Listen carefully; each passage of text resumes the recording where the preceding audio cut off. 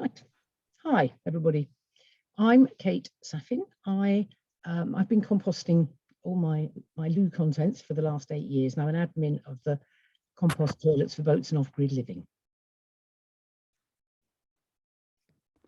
Martin? Hi, yeah, I'm Martin Doyle. I currently work for WooWoo Waterless Toilets, who distribute Separett, Airhead, and a few other brands in the UK. Prior to that, from 2012, 2008, I had my own business called The Little House Company, where I sold separators and made compost toilets. And from 2012 is when I first started using my own compost toilet. And I'm Compost John, aka John Cosham.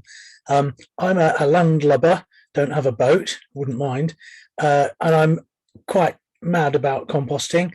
I did my dissertation for my degree back in the 90s on composting, and I'm what's called a Master Composter, and I teach people about composting. So I'm going to teach you a little bit.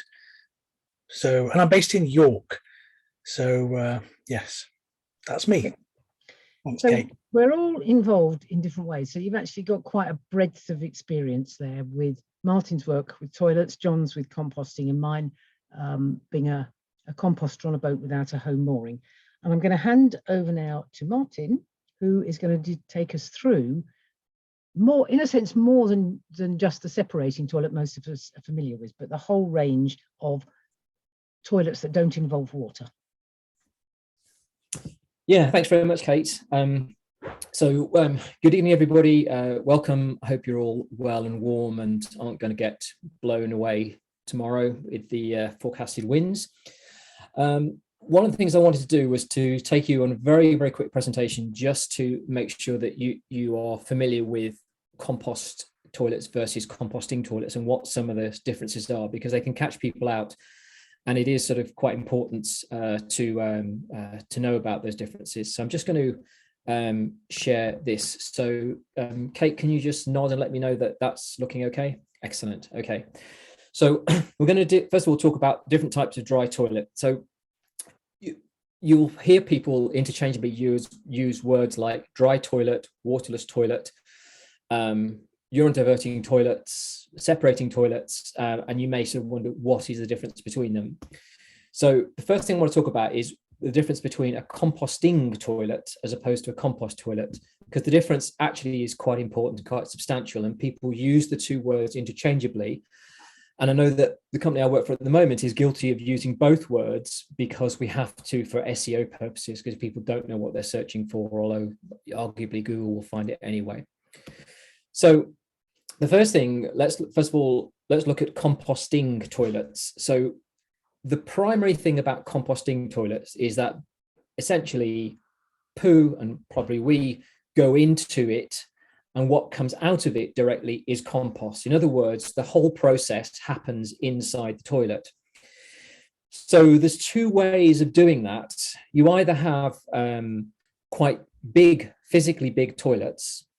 So the toilet on the left that you can see on your screen, where you've got twin chambers sort of below the ground, that essentially each chamber has to usually be able to hold a year's worth of contents to allow it to break down. And you use the first chamber, then you swap to the second chamber, leave the first one to compost. So they're obviously no good on a boat. The other way that you can have a composting toilet is by speeding up the composting process. And there are a number of toilets on the market. The one in the center is a particularly pretty looking toilet. And these use a combination of agitation. So they're actually got mechanical things inside that get the air going, and usually also heat as well to evaporate the urine off and to produce something which comes out the bottom after a few weeks, which they say is compost, but I would argue it isn't. I would say it's more desiccated. The contents have been dried out. The bugs are being killed because of the drying process. I wouldn't call it compost, but technically, I suppose, in some ways that they call them compost toilets. My main issue with these, and maybe there are people who use them who would argue otherwise, but they are very complicated and they consume a reasonable amount of energy. So I wouldn't call them green at all, but they are around. Probably not suitable for boats, although I guess a few people may have tried them over the years. So that's the composting toilets. So then what is a compost toilet? A compost toilet is much smaller and simpler because you are collecting the waste for a short period of time, and then you're taking that waste, in inverted commas, we don't like to use the word waste, but you're taking that material out and you're composting it outside the toilet. So it means that the toilet itself is physically quite small. You can have some really incredibly small compost toilets because you're composting outside. So in other words, the toilet is part of a system. So whereas the composting toilet is the whole system, start to finish, a compost toilet is the collection end of a composting system. Compost toilets themselves can be broken down into a number of different types. And this is my interpretation. You may want to add some extra on here, but let's just talk about some of the very basic pros and cons, because they all affect how you would compost or some of the things you might have to do on the composting side, which is how it relates to what John's going to talk about. So the most simplest type of toilet out there is what I call a bucket toilet. Or has been popularized most recently by a guy called Joe Jenkins, who wrote the Humanure Handbook. Effectively, it's a bucket with a toilet seat on, and you can press it up and make it whatever you like, but they are all in one toilet. So in other words, wee and poo, liquids and solids, go inside the toilet. You use a cover material, so fine wood shavings, sawdust from this type of things, basically a carbon-based material each time you've used the toilet, and that carbon material acts as a cover and also reduces the odors. You've then got separating toilets with a fan. So by separating toilets, I mean the sort most of you are probably familiar with, which is when you look down the toilet seat, you've got a front part that catches the wee and a back part where the poo drops down into some sort of container. So those with a fan don't use any cover material. You've then got toilets typically with a fan and some sort of stirring mechanism, and I'll explain a bit more about these in a second. And then you've just got separating toilets that just use sawdust as a cover material. So if we look at the first one, the bucket toilet, the lovable loo, this is the one popularized by Joe Jenkins. Let's just have a look at some of the pluses and minuses. So number one, they're very simple. I mean, you can't get much simpler than a bucket with a toilet seat on the top. And that's literally all it is. And that's all it has to be. You can make them fancier, but that's what it is. They are very cheap. You know, it's a toilet seat in a bucket. It's that sort of cheap, and you can box it in or not, as the case may be. One of the downsides for a mobile user is that they generate a lot of material. So because poo and wee are going in, they fill up very quickly. Urine, wee, accounts for about 80% of the volume of what comes out of your body. So it's about 80-20. 20% by volume is solids. About 80% is urine, more or less, depends on your diet and fluid intake. But that means they do fill up quite quickly. So you need a reasonable amount of space to do the composting to do that. So generally speaking, my take on these is that they're not suitable for mobile users or people that don't have access to land because of the volume that they will generate. But they do produce fantastic compost because you're mixing everything together. And we've got some example pictures. The top there, those are genuine lovable loos, and the bottom picture is a French company called L'Ecopot, and they produce a variety of toilets. This one has got a sawdust store at the top, so it looks like a traditional toilet with a cistern in. Then you've got separating toilets with fans. So the most obvious ones come to mind, and there are more. I'm not just picking out these, but we've got the Separett Tiny on the left, and we've got the Simplu there on the right. And I know there's manufacturers such as Compost as well, who make separating toilets that have a fan. Arguably, you don't need to use cover material. Certainly with Separett, I know because I've worked with the manufacturer since 2012, they say you don't need it. And I've had a Separett and you don't need it. It's as simple as that. The ventilation system is very efficient on them, which takes care of all of the odors. Simplu, I think they say you don't have to, but you can do if you want to. So the advantage of a separating toilet with a fan is it's very simple to use. You just sit in the toilet, do your business, walk away, that's it, job done. The second advantage, because you're not putting cover material in there, they fill up quite slowly because the only thing going in there is poo and toilet paper. So they do fill up quite slowly, so they last longer between empties. However, the downside is that they do require more installation. So you've got to take a duct from a fan, a tube from a fan, which various sizes, 50 mil or 75 mil, outside of your boat somewhere. So you've got to put a hole in your boat, or run it perhaps through a carbon filter or something like that. So it's a bit more of an installation and probably a higher purchase price in the first place, but some advantages. You then got toilets with which separate and have got some sort of stirring mechanism. You've got on the left there is the airhead, on the right is a compost that do one with a stirrer. The main advantage to a stirrer, from what I can understand about them, is that they reduce the odor through mixing. So you usually start off by putting some sort of material, coir, dry coir is popular, but it could be wood shavings, sawdust. And every time you've had a crap, on the airhead, you turn a handle, on the compost, you press a button, and it sort of mixes the contents. So what it's doing is it's coating the fresh deposit with some of the dry material there, which helps reduce the odors, which helps reduce the need for ventilation, although they do have some ventilation. The other advantage is because it's mixing it, it's spreading, it's evening that load out. You're not sort of hitting in one place all the time, getting a sort of poo mountain. It is sort of mixing all the contents around. I'm not 100% convinced on the need to mix. I know there are people who think it's very important. I'm not entirely sure that it is important. And there are some reasons on the airhead, which are more to do with using it over a long period of time when mixing becomes important, but I won't go into those. If you're living aboard, I don't think it actually needs it, but arguably it does. Right, and my computer won't go on to the next slide. Bear with me. Okay, there we go. So then you've got composting toilets where you just use a cover material. So these can be anything. We've got on the bottom left, strumpet and trollop toilets, which some of you will be familiar with. On the bottom right, we've got the Separett privy, which is a urine diverter. And at the top there, we've got the free range designs front only urine separator. So these can be things that you make yourself, or you can buy them off the shelf. They're very simple and compact. They can be fancy if you want them to. They're easy to install and easy to manage. You can buy them off the shelf. The only downside is for some people, they can be seen as being a little bit too rustic, a little bit too simple. Certainly when you're new to them, you have to get a sort of trial and error idea as to how much sawdust to use, and too little and it will smell, too much and you're using up a lot of the space that should be the feces, and they fill up too quickly.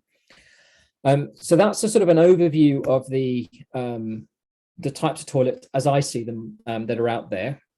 So when you're choosing a toilet, the most important aspect is to decide how you are going to deal with what comes out of the toilet, so the composting side. And you need to think about the overall experience for you as the maintainer of the toilet, and also for the people who are using it, because that obviously might be different. If it's a family situation, I guess one person's going to be nominated as the person emptying the toilet. So for you, it might be that you don't want to empty it every 3 or 4 days. You want it to be every couple of weeks. Or for you, it might be that you don't want to be using sawdust. You might want to use a fan or something like that. So these are some of the things to think about in terms of the toilet itself. But ultimately, you end up with a bucket of poo.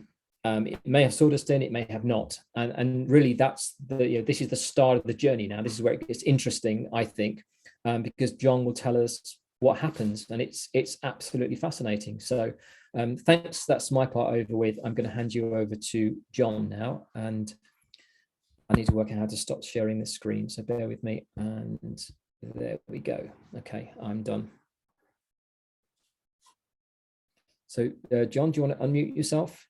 Yeah, thank you. That was a really good, quick run through the different sorts of composting and compost toilets. So that's great. I have a very simple compost toilet. It's a second-hand commode that cost me a £5 from a charity shop. It's a brewing bucket, which is 25 litres. I put human urine, toilet paper, and cover stroke soak. The cover material also soaks up the urine, and I use partly composted sawdust, because if you put dry sawdust on, that helps stop some of the smell coming through, but not entirely. Whereas if you put partly composted sawdust on, it acts as a biofilter, and there are bacteria in the sawdust which actually stop the aroma coming through, because they eat the long chain odor molecules, which is quite fascinating. So the basics of composting is you need a mixture of materials, some nitrogen rich and some carbon rich. And it's an active biological process mediated by fungi and bacteria. Initially bacteria in our case, and then if you're using a woody cover material like sawdust or coir or autumn leaves, then the fungi will take over later in the process. Composting needs air. It's an aerobic process, and if compost doesn't get air, if it gets waterlogged or compacted too much, it gets anaerobic, and you start to get anaerobic smells. And when you're getting those unpleasant smells off a compost heap, then you may be getting methane, which is a greenhouse gas somewhat more potent than CO2. So you need to make sure that when you're composting, it has access to air. And you do that by putting carbon-rich material on. And with a normal garden compost heap, you put sticks and stems and things that would allow air to get into the heap. Now, with a compost toilet of any sort, you're going to, no, not any sort, the sorts that you'll be having on a boat or a mobile home, you'll be generating some human manure, possibly with cover, and that will need to be composted somewhere else. So I'm lucky. I have ordinary compost bins like the ones behind me, and I use three 330 litre compost bins, and each one takes 18 months to fill up. So then I fill up the next one, and then the next one, and when the third one is nearly full, the first one is down to about a third of its original volume. So in 18 months, I produce 100 litres of finished compost.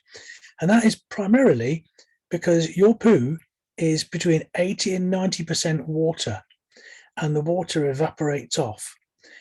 Another big loss from compost is the fact that the bacteria and fungi breathe oxygen and they breathe out CO2.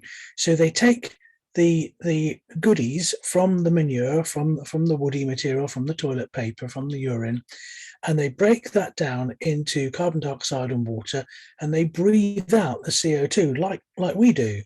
And so some of the carbon that goes into the compost system will be breathed out by the organisms in there as CO2 and return to the atmosphere. And that's where it came from originally. When you have your cauliflower cheese, that cauliflower absorbed carbon dioxide from the air, and when the bacteria break down your manure, they return it to the air. So it's a cyclical process. So all you need is enough moisture, a balance of carbon and nitrogen. People may talk about hot and cold. So most small compost bins are cold. They're ambient temperature, and they'll be roughly the same temperature as the environment they're in. But some of them, if there's enough volume, will warm up, because each bacterial cell generates a tiny, tiny amount of heat. But when you've got a cubic meter of bacterial cells all generating heat, some compost heaps can reach 60 or even 80 degrees Celsius. It's not actually very good to get them too hot. They've even been known to catch fire. So a warm compost heap will act more quickly, and it'll rot down more quickly. So some people, the holy grail is to get them up to about 40 or 50 degrees C, and then they rot down really quickly. But don't worry if your compost bin is cold. You could end up with an insulated compost bin. There are some commercial ones available called hot bin, and you could make your own out of a polystyrene fish box. And all you do is you put your material in that, and you can stir it. Just make sure there's a drain on it so that there's any liquid can get out. Don't let rain get in. Wet it if it's too dry, and then the difficulty for somebody without a garden is where to legally put your finished compost. And I think what we're recommending is to find a friend with an allotment or a bit of land, and to not just dump it behind a convenient hedge or on the just off the towpath. Don't do that. It'll get boaters a bad name. You've got to really find somewhere to put your compost. You could, if you're really lucky, put it straight into pots and grow yourself some salad. This brings up the last point I'm going to make, which is about bacteria and health. We do have bacteria coming out of our backsides that we don't want to go into our mouths. This is why we wash our hands after going to the toilet. So the composting process will take long enough. It'll take 6 months or a year, enough for the vast majority of enteric bacteria, the bacteria that's in your gut, to die off, because they need the environment which they prefer, which is inside you.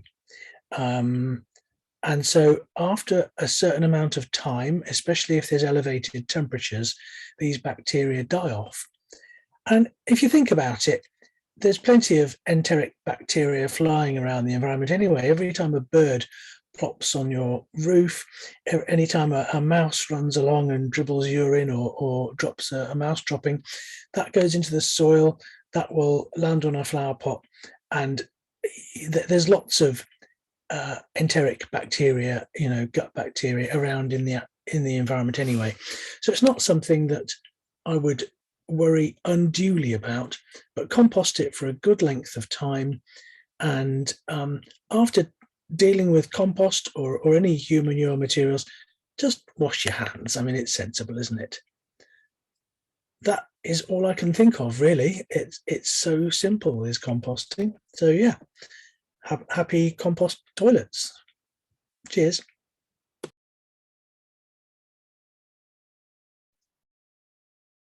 Thank you, John and Martin. That was a wonderful summary of types and what happens.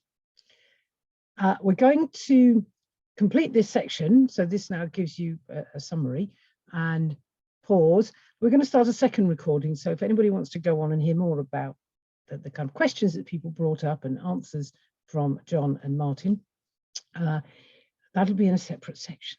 So thank you for watching.